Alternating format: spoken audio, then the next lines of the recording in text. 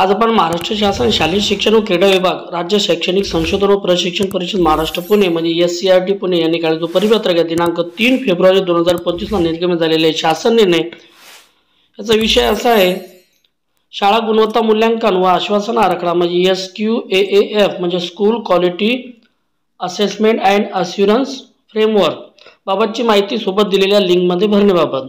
या ठिकाणी आपण पाहूया।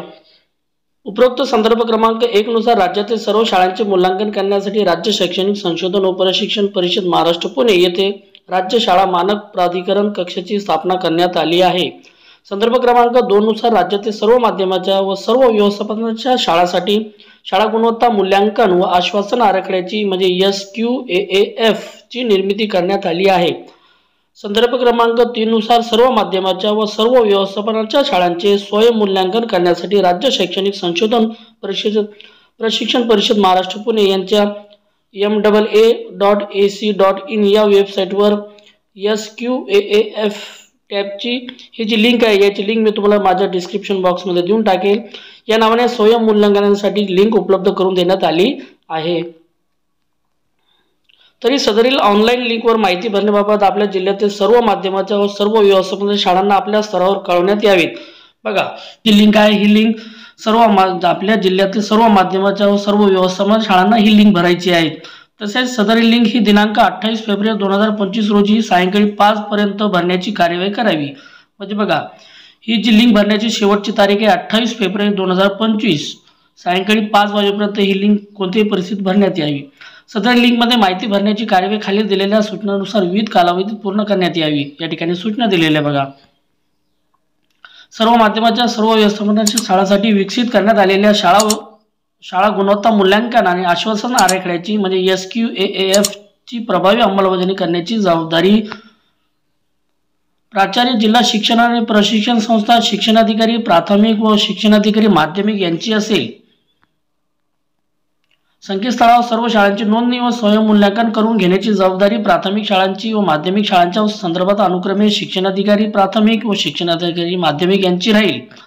शाळांना मूल्यांकन संदर्भात तसेच शाळा विकसित आराखडा निर्मिती संदर्भात गरजेनुसार मार्गदर्शन करण्याची जबाबदारी प्राचार्य, जिल्हा शिक्षण व प्रशिक्षण संस्था यांची राहील म्हणजे डाएटचे प्राचार्य। माहिती भरणे याबाबत सर्व मुख्याध्यापक यांना सोबत दिलेल्या सूचनापत्राचे अवलोकन करून माहिती भरण्याबाबत कळवण्यात यावे।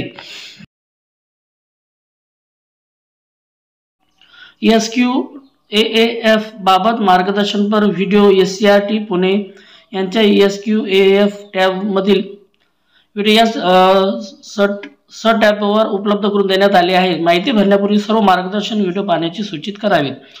SQAAF बाबत शासन निर्णय SCRT पुणे यांच्या SQAAF टॅब मधील शासन निर्णय या सब टॅबवर उपलब्ध करून देण्यात आले आहेत। माहिती भरण्यापूर्वी सर्व शासन निर्णयाचे अवलोकन करण्याविषयी सूचित करावे। मी तुम्हाला त्याविषयी सांगणारच आहे। मूल्यांकन संदर्भात काही तक्रार असल्यास किंवा SQAAF लिंक भरणे बाबत काही तांत्रिक समस्या निर्माण झाल्यास या ईमेल आयडीवर शिक्षणाधिकारी प्राथमिक माध्यमिक यांच्या मार्फत कळवण्यात यावे। जिल्ह्यातील सर्व शाळांचे स्वयं मूल्यांकन पूर्ण झाल्यानंतर बाह्य मूल्यांकन व त्रयस्थ संस्थेद्वारे मूल्यांकन केले जाणार आहे। तरी सर्व शाळांना स्वयं मूल्यांकन करताना वस्तुस्थिती दर्शक माहिती भरण्याबाबत कळवण्यात यावे। अवास्तव स्वयं मूल्यांकन होणार नाही याची जबाबदारी संबंधित मुख्याध्यापक व शाळा व्यवस्थापन समिती, शाळा व्यवस्थापन व विकास समिती यांना घेण्याविषयी कळवण्यात यावे। बघा, जी लिंक देणार आहे त्या लिंक मध्ये वस्तुस्थिती आपल्याला भरायची आहे। स्वयं मूल्यांकनानंतर यथास्थिती बाह्य मूल्यांकन देखील होणार आहे। एकदा आपल्या शाळेतील मुख्याध्यापकांनी ती लिंक भरल्यानंतर परत बाह्य मूल्यांकन होणार आहेत व त्रयस्थ संस्थेद्वारे मूल्यांकन केले जाणार आहे। स्वयं मूल्यांकनानंतर यथास्थिती बाह्य मूल्यांकनात त्रयस्थ पक्षाद्वारे केले जाणारे मूल्यांकनात 15% अधिक तफावत आढळल्यास, बघा 15% पेक्षा जास्त तफावत नको, संबंधित मुख्याध्यापक याबाबतची जबाबदारी निश्चित करण्यात यावी। बाह्य मूल्यांकनानंतर ज्या मानकांमध्ये सुधारणा करण्याची गरज आहे अशा मानकाचा विकास आराखडा तयार करणे शाळांना बंधनकारक राहील व SQAAF पोर्टलवर अपलोड करण्याबाबत सूचना प्राप्त होताच अपलोड करणे बंधनकारक राहील। म्हणजे काही सुधारणा करायची असेल तर त्यामध्ये सुधारणा करणे आपल्याला आवश्यक राहील। बाह्य मूल्यांकनानंतर त्रयस्थ पक्षाद्वारे केल्या जाणाऱ्या मूल्यांकनानंतर मिळालेल्या श्रेणीचा शाळेच्या दर्शनी भागात व शाळेच्या लेटर हेडवर उल्लेख करावा, म्हणजे किती गुण मिळाले आपल्याला त्यामध्ये ऑनलाईन माहिती भरत असताना. ऑनलाईन माहितीचा व्हिडिओ देखील मी स्वतंत्र काढणार आहे. स्वयं मूल्यांकन, बाह्य मूल्यांकन, त्रयस्थ पक्षाद्वारे केले जाणारे मूल्यांकन करताना खालील प्रमाणे स्तरनिहाय गुणदान करून संबंधित शाळेची श्रेणी निश्चित करण्यात येईल. या ठिकाणी बघा टक्केवारी दिलेले आहे. 91 ते 100% म्हणजे अ प्लस, 81 ते 90% म्हणजे अ, 71 ते 80% म्हणजे ब प्लस, 61 ते 70% म्हणजे ब, 51 ते 60% म्हणजे क प्लस आणि 50% पेक्षा कमी गुण मिळाले त्याला क.